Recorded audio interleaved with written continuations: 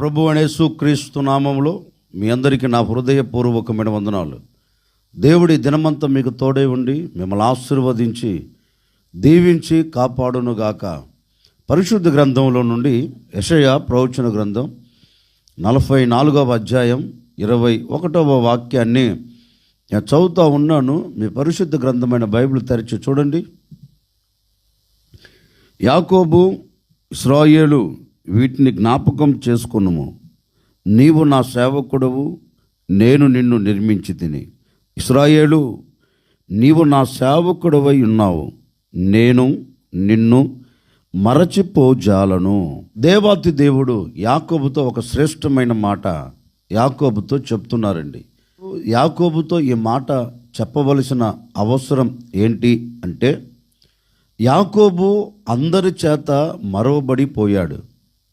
యాకోబు బహుశా అనుకున్నారేమో, నన్ను అందరూ మర్చిపోయారు, నేను ఎవరి జ్ఞాపకాలలో నేను లేను, నా అనుకున్న ప్రతి వారు నాకు దూరం అయిపోయారు, వారి జ్ఞాపకాలలో నేను లేను, నన్ను పూర్తిగా మరచిపోయారు అన్నట్లుగా యాకోబు వేదన చెందుతున్న సందర్భాలలో, యాకోబు కలతలు చెందుతున్న సందర్భాలలో, యాకోబు కృంగిపోతున్న సందర్భాలలో దేవాతి దేవుడు కూడా ఓ శ్రేష్టమైన మాట చెప్తున్నారు. యాకోబు, నువ్వెందుకు అధైర్యపరచబడుతున్నావు? నువ్వెందుకు కృంగిపోతున్నావు? నువ్వెందుకు అలజడి చెందుతున్నావు? నువ్వెందుకు ఆవేదన చెందుతున్నావయ్యా? నువ్వు భయపడవలసిన అక్కరలేదు. ఎందుకంటే నీ తల్లి నిన్ను మర్చిపోయి ఉందేమో, నీ అన్న నిన్ను మర్చిపోయి ఉన్నారేమో, నీ తండ్రి బహుశా నిన్ను మరచిపోయి ఉన్నారేమో. కానీ నీ తల్లి మరచినా, నీ తండ్రి మరచినా, నీ అన్న మరచినా, నేను నిన్ను ఎప్పటికీ మరచిపోను. ఎందుకంటే నీవు నా సొత్తు, లేక నీవు నా చేతులతో చేయబడిన మానవుడివి, నా పోలికలో తయారు చేయబడిన వాడివి గనుక నేను నిన్ను మరచిపోయేదానికి ఆస్కారమే లేదయ్యా. గనుక నువ్వేమి అధైర్యపడవలసిన అవసరం లేదు. ఎందుకంటే నేను నిన్ను మరచిపోను అని దేవాతి దేవుడు యాకోబుకు ధైర్యంతో కూడిన మాట యాకోబుతో చెప్పినట్లుగా పరిశుద్ధ గ్రంథం చెప్తుంది. నిజమే, ఈ రోజున ఒకవేళ నా అనుకున్న నీ వారు కావచ్చు అండి, లేకపోతే నీవు కట్టుకున్న భర్త కానివ్వండి, నీవు కట్టుకున్న భార్య కానివ్వండి, నీ కడుపున పుట్టిన కన్న బిడ్డలు కానివ్వండి, ఉన్నవారు కొన్నవారు ఎవరైనా కావచ్చండి.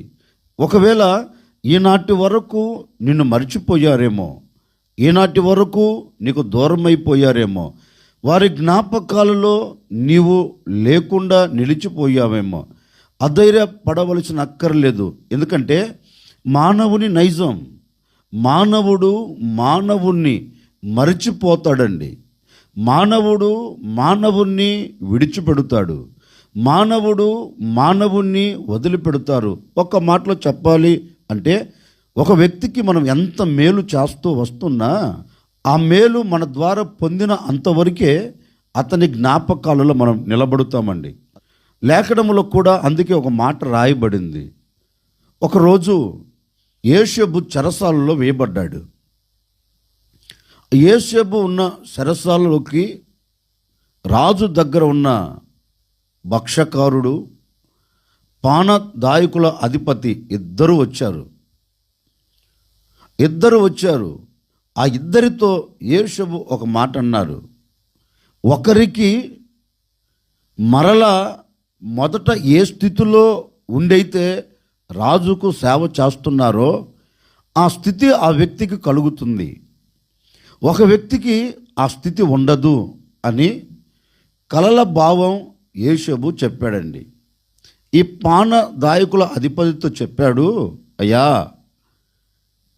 ఇప్పుడు నేను నీకు ఏదో ఒక చిన్న మేలు చేశా, అంటే నీ కలకు భావాన్ని నేను తెలియచేశా గనుక ఏదైనా సందర్భం వచ్చినప్పుడు రాజు దగ్గర నువ్వు నిలబడుతావు కదా, అప్పుడు రాజుతో ఒక మాట చెప్పు, అయ్యా, పలాని వ్యక్తి ఫలాని వ్యక్తి ఇలా చేశాడు, ఇలా చెప్పాడు, అందుకే నేను ఇలా ఉన్నాను అని ఒక్కసారి నన్ను జ్ఞాపకం చేసుకో అన్నారు.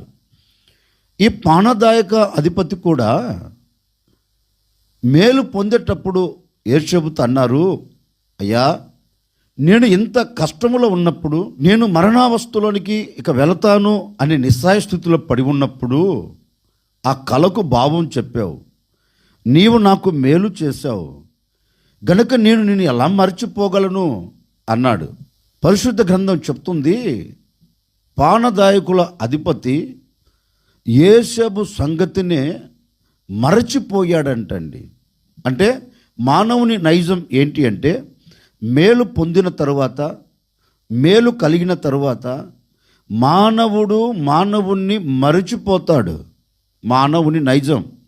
ఈ ఉదయకాల సమయంలో నేను కూడా మీతో చెప్పాలనుకున్న మాట ఏంటంటే, ఒకవేళ ఎవరి జ్ఞాపకాలలో నువ్వు నిలబడకపోయినా, అందరూ ఒకవేళ నిన్ను మరచిపోయినా, ఈ ఉదయకాల సమయంలో నా ప్రభు మీతో చెప్తున్నారు, నా చేతులతో నా పోలికలో తయారు చేయబడిన నరులారా, లోకం మిమ్మల్ని మర్చిపోవచ్చు, నా అనుకున్నవారు మిమ్మల్ని మర్చిపోవచ్చు, కానీ నేను నిన్ను ఎప్పటికీ మర్చిపోను.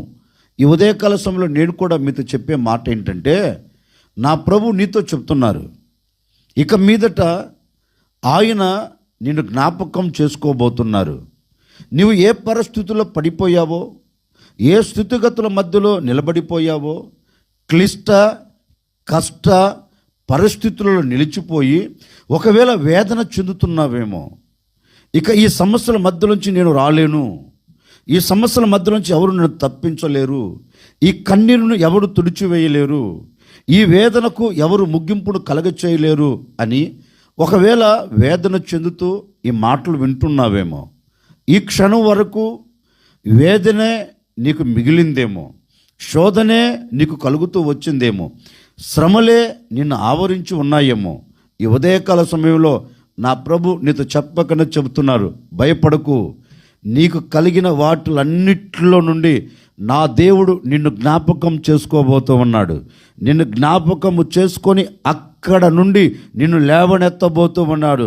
ఆయన నిన్ను జ్ఞాపకము చేసుకుంటే, ఆయన జ్ఞాపకాలలో నిన్ను నిలుపుకుంటే నిశ్చయముగా నీ కన్నీరును ఆయన తుడిచివేస్తాడు, నీ వేదనకు ముగింపును కలగచేస్తాడు. నీవు పడి ఉన్న చోట నుండి లేపి నిలిపి నిన్ను ఆశీర్వాదకరంగా తీసుకొని వెళుతారు. ఒకవేళ ఈనాటి వరకు నీ వ్యాపారంలో కావచ్చు, నీ చేతి పనిలో కావచ్చు, నీ ఉద్యోగంలో కావచ్చు, ఏ పరిస్థితుల్లోనైనా కావచ్చండి, అందరూ మర్చిపోయారేమో, అందరూ విడిచిపెట్టారేమో, ఈ దినము నుండి నా ప్రభు ఒక్కొక్కరిని మరచిపోకుండా జ్ఞాపకం చేసుకోబోతూ ఉన్నాడు. ఒక్కొక్కరిని మరచిపోకుండా ఆయన చెయ్యి పట్టుకొని నడిపించబోతూ ఉన్నాడు. ఈ దినము నుండి ఆయన తప్పక మీ పట్ల ఒక అద్భుతమైన కార్యం జరిగించబోతూ ఉన్నారు. బహుశా యేషబును పానదాయకుల అధిపతి మర్చిపోయినట్లుగా నా అనుకున్న వారందరిని మర్చిపోయారేమో. యాకోబును కన్న తల్లిదండ్రులు రక్తము పంచుకొని పుట్టిన అన్న మర్చిపోయినట్లుగా ఒకవేళ నీకు సంబంధించిన వారందరిని మర్చిపోయారేమో, నిన్ను విడిచిపెట్టారేమో, నీకు దూరం అయిపోయారేమో. ఈ ఉదయకాల సమయంలో నా ప్రభువు అయిన యేసుక్రీస్తు నిన్ను మరచిపోడు. ఆయన నీతో మాట ఇస్తున్నారు. ఈ మాటలు వింటున్న ప్రజలారా, నేను నిన్ను మరచిపోను. నా ప్రభువు అయిన యేసుక్రీస్తు నిన్ను మరచిపోడు.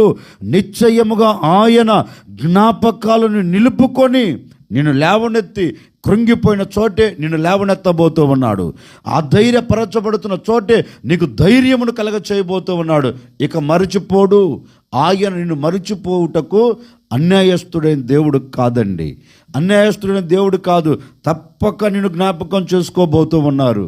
అందుకే లేఖనంలో కూడా మరొక చోట రాయబడిన మాట ఏంటి అంటే, ఒకరోజు ఒక పట్టణముతో అనుకోండి, లేకపోతే ఒక దేశంతో అనుకోండి, ఒక వ్యక్తిగత జీవితంతో అనుకోండి, ఒక కుటుంబ పరంగా అనుకోండి.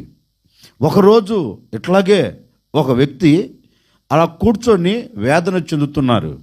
అందరూ నన్ను మర్చిపోయారు, ఇక నేను ఎవరి జ్ఞాపకాలలో లేను అని ఒక చోట చేరి వేదన చెందుతున్నారు.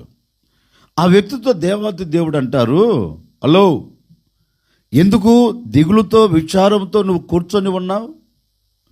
ఏమైంది అసలు నీకు అని అడిగితే ఆ వ్యక్తి అంటారు, ఏమోలేండి, నా పరిస్థితి ఈ విధంగా మలచబడిపోయింది. ఎవరి దయ, ఎవరి కనికరం, ఎవరి కటాక్షం నా మీద లేదు. అందరూ నన్ను మర్చిపోయారు.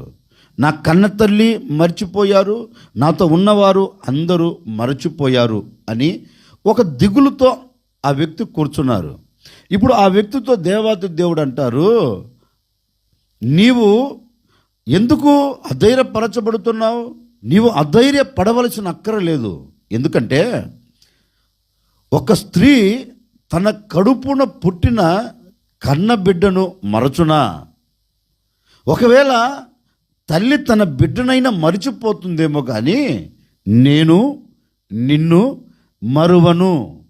ఒక ధైర్యంతో కూడిన మాట చెప్తున్నాడు దేవాతి దేవుడు. తల్లి తన బిడ్డను మరవదు. ఆ తల్లి ఆ బిడ్డను మరచిపోయినా నేను నిన్ను మరువను అని ఆ వ్యక్తికి ధైర్యం కలగచేసే మాట చెప్పారండి. ఈ ఉదయకాల సమయంలో నేను కూడా మీతో చెప్పే మాట ఏంటంటే, ఒకవేళ ఆ వ్యక్తి కూర్చొని నిస్సహాయ స్థితిలో పడిపోయి, ఎవరు నన్ను పట్టించుకోవట్లేదు, ఎవరి దయ నా మీద లేదు, ఎవరి కటాక్షం నా మీద లేదు, అందరూ నన్ను మర్చిపోయారు అన్నట్లుగా ఒకవేళ ఈ బాటలో నీవు నిలిచిపోయావేమో, ఈ బాటలో నువ్వు నిలిచిపోయి ఈ మాటలు వింటున్నావేమో, భయపడవలసిన అక్కర్లేదు. ఈ ఉదయకాల సమయంలో నా ప్రభు చెప్తున్నారు, నీ అనుకున్న నీ వారందరూ, నా అనుకున్న నీ వారందరూ ఒకవేళ నిన్ను విడిచిపెట్టినా, నిన్ను మరిచిపోయినా, నీకు దూరమైన ఈ ఉదయకాల సమయంలో నా ప్రభు తప్పక నీతో చెప్తున్నారు, తల్లి తన బిడ్డనైనా మర్చిపోతుందేమో కానీ నేను నిన్ను మరువను. ఈ ఉదయకాల సమయం నుండి ఒక్కొక్కరిని నా ప్రభు మరచిపోకుండా చెయ్యి పట్టుకోబోతూ ఉన్నారు. ఒక్కొక్కరిని చెయ్యి పట్టుకొని గమ్యము చేర్చబోతూ ఉన్నారు. ఎక్కడ నీవు పడిపోయి ఉన్నావో అదే చోట నా ప్రభు నిన్ను లేవనెత్తి ఆయన జ్ఞాపకాలలో నిలుపుకొని నీ కంట కన్నీరు లేకుండా, నీ మనసులో వేదన లేకుండా అన్నిటి నా ప్రభు తుడిచివేయబోతూ ఉన్నారు. ఈరోజు ప్రభువును అడుగు, అయ్యా నేను ఈ క్లిష్ట పరిస్థితుల్లో నిలిచిపోయానయ్యా, ఈ సమస్యల సుడిగుండాలలో నేను చుట్టబడిపోతున్నానయ్యా, నా అనుకున్న వారందరూ దూరం అయ్యారయ్యా, కట్టుకున్నవాడు నన్ను అర్థం చేసుకోలేదు, కన్నవారు నన్ను అర్థం చేసుకోలేదు, ఉన్నవారు నన్ను అర్థం చేసుకోలేదు, నేను నిస్సహాయ స్థితిలో పడిపోయి ఉన్నానయ్యా, ఒక్కసారి నీ కనికరాన్ని పంపవా, ఒక్కసారి నన్ను జ్ఞాపకం చేసుకోవా అని ఈ ఉదయకాల సమయంలో అడగండి. తప్పక నీవు అడుగుతున్న మరుక్షణమే, నీవు ఆయన పాదాలు పెట్టుకొని గోజారుతున్న మరుక్షణమే, నీవు కన్నీరు కారుస్తున్న మరుక్షణమే తప్పక నా ప్రభు నిన్ను జ్ఞాపకం చేసుకోబోతూ ఉన్నాడు. ఆయన జ్ఞాపకాలను నిలబెట్టుకోబోతూ ఉన్నారు. ఆయన జ్ఞాపకాలను నిలుపుకొని నీకు కలిగిన వేదన అంతటిని తీసివేసి ఇక ఎన్నటికీ ఎప్పటికీ ఆయన నిన్ను మర్చిపోకుండా ఆయన అరచేతులలో నేను చెక్కుకోబోతూ ఉన్నాడు. ఆయన చేతులలో నేను దాచుకోబోతూ ఉన్నాడు. ఆయన చేతుల్లో నేను నిర్మించుకోబోతూ ఉన్నాడు. ఇక ఎప్పటికీ నా ప్రభువు అయిన యేసుక్రీస్తు నిన్ను మర్చిపోకుండా నిన్ను అంతం వరకు ఆశీర్వదించునుగాక. ఆయన నిన్ను మర్చిపోకుండా నీ కన్నీరును తుడిచివేయునుగాక. ఆయన నిన్ను మర్చిపోకుండా నీకు క్షేమమును కలగచేయునుగాక. ఆయన నిన్ను మర్చిపోకుండా ఒక ఉన్నతమైన స్థితిలో ఇక మీదట నిన్ను నిలబెట్టునుగాక.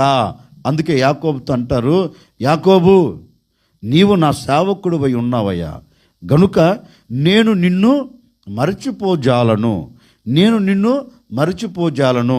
ఈ దినమంతా నా ప్రభు మిమ్మల్ని మర్చిపోకుండా ఆయన జ్ఞాపకాలు మిమ్మల్ని నిలుపుకొని మీకు కలుగుతున్న వేదనలన్నిటిలో నుండి నా ప్రభు మిమ్మల్ని అందరినీ తప్పించునుగాక. ఆశ్చర్యకరుడా మీకు స్తోత్రాలు చెల్లిస్తూ ఉన్నాం. మీరంతైనా సర్వశక్తి కలిగిన దేవుడవు. ఈ విధంగా మేమందరము ఈ ఉదయకాల సమయంలో చేరి మిమ్మల్ని స్తుతించే భాగ్యం మీరు మాకు అనుగ్రహించారు. మేము నిన్నటి వారమైనప్పటికీ మరొక దినాన్ని నీవు మాకు దయాకిరీటముగా ధరింపచేశావు. అందును బట్టి మీకు స్తోత్రము తండ్రి. ఈ దినమంతా ఈ బిడ్డలు మీరు జ్ఞాపకం చేసుకోండి.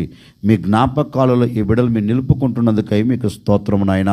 ప్రతి వారు నీ జ్ఞాపకాలలో నిలబడుదురుగాక. నీ జ్ఞాపకాలలో నిలబడిన ప్రతి వ్యక్తి కుటుంబపు కన్నీరు తుడిచివేయబడునుగాక. మీరు ఈ బిడ్డలను జ్ఞాపకం చేసుకొని అంచెలంచెలుగా మీరు ఆశీర్వదించండి.